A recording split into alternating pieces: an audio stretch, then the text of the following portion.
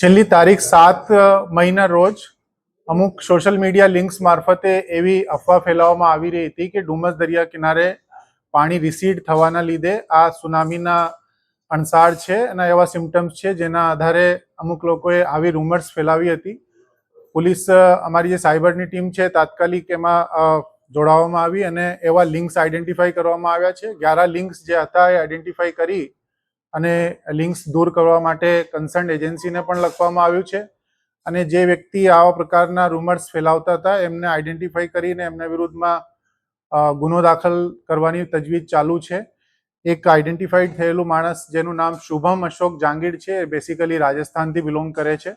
એમના વિરુદ્ધમાં બીએનએસની કલમ 353(1)B આધારે મિસઇન્ફોર્મેશન ફેલાવવા અને લોકોમાં પેનિક ક્રિએટ કરવાના આધારે ગુનો દાખલ થયું છે. આપના મારફતે હું એક વિનંતી કરવા માંગુ છું કે આવી કોઈ પણ પ્રકારની ન્યૂઝને આગળ ફોરવર્ડ ના કરવામાં આવે અને આ બધી જ ર્યુમર્સ જે છે બેસલેસ અને મિસઇન્ફોર્મેશન છે. આવી કોઈ પણ બાબત થયેલ નથી અને આ એકદમ સત્યથી વિપરીત છે, કેમ કે આ એકદમ નેચરલ ફિનોમિના છે.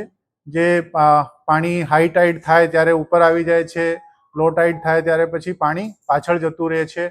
આવી ઘટના એકદમ નેચરલી બનતી હોય છે, પરંતુ એને મિસઇન્ફોર્મેશન ફેલાવીને લોકોની અંદર એક અલગ પ્રકારનું પેનિક ક્રિએટ કરવામાં આવતું, એટલે તાત્કાલિક કાર્યવાહી હાથ ધરવામાં આવી છે. આને લગતી અધિકૃત એજન્સીઓ છે, એજન્સીઓના મારફતે જ્યારે કોઈ ન્યૂઝ આવે તેને જ ધ્યાને મૂકવા અમારી ખાસ વિનંતી છે.